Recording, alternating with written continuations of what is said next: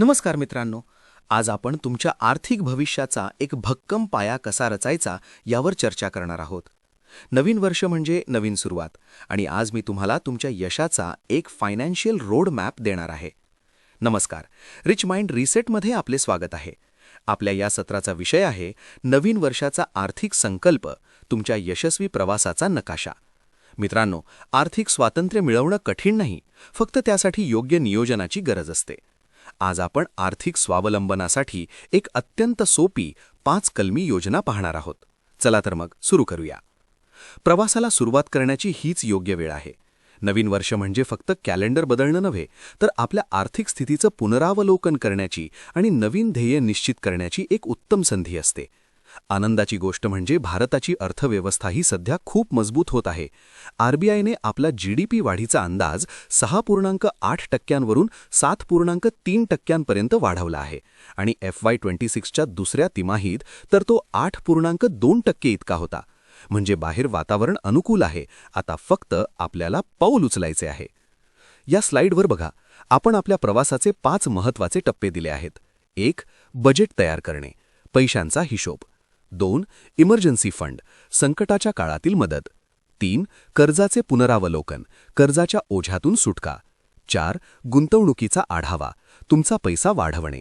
5. आर्थिक साक्षरता, सतत शिकत राहणे. आता आपण प्रत्येक टप्पा सविस्तर समजून घेऊ.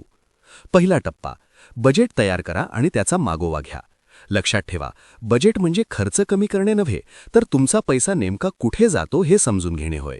तुमच्या उत्पन्नाचे आणि खर्चाचे सर्व स्रोत लिहून काढा.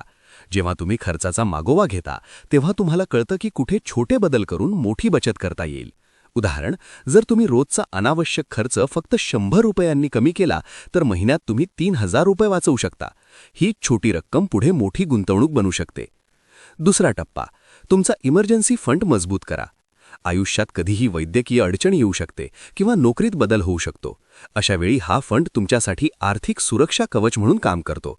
हा निधी तुमच्या रोजच्या बँक खात्यापेक्षा वेगळा आणि सहज काढता येईल असा असावा. उदाहरण, जर तुमचा मासिक खर्च 40,000 रुपये असेल तर तुमच्याकडे किमान 1.2 लाख ते 1.6 लाख रुपये इतका इमर्जन्सी फंड तयार असायला हवा. तिसरा टप्पा, सध्याच्या कर्जाचे काळजीपूर्वक पुनरावलोकन करा. जास्त व्याज असलेलं कर्ज, जसं की क्रेडिट कार्डचं कर्ज, तुमची प्रगती थांबवतं. अशा कर्जाची परतफेड आधी करा, जेणेकरून व्याजावर जाणारा पैसा वाचेल आणि तो तुम्ही गुंतवणुकीसाठी वापरू शकाल.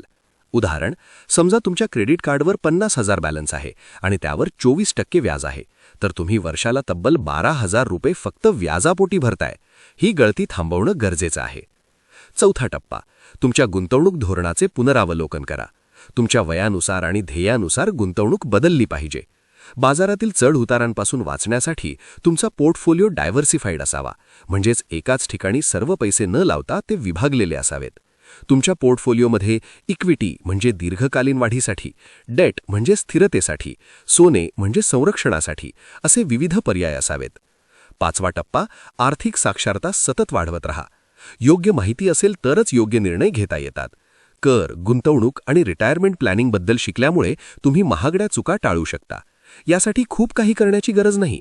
उदाहरण, आठवड्यातून फक्त एक आर्थिक लेख वाचला किंवा वर्षातून एक छोटा ऑनलाईन कोर्स पूर्ण केला तरी तुमच्या आत्मविश्वासात मोठी वाढ होईल.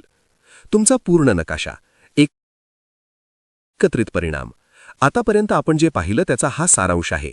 समजून घ्या, बजेटद्वारे पैशांवर नियंत्रण ठेवा, सुरक्षित रहा, इमर्जन्सी फंड तयार ठेवा, मुक्त व्हा, कर्जाचा बोझा कमी करा, वाढवा, ध्येयानुसार गुंतवणूक करा, शिका, ज्ञानाने स्वतःला समक्ष करा. हे 5 टप्पे तुमच्या भविष्याचा भक्कम पाया आहेत. लक्षात ठेवा, तुमचा प्रवास आजच सुरू होतो. आर्थिक नियोजन पहिल्यांदा करताना कठीण वाटू शकतं, पण सातत्य आणि छोटे बदलच दीर्घकाळात मोठे परिणाम देतात. या नकाशातील कोणतेही एक छोटे पाऊल आजच उचला. शुभेच्छा.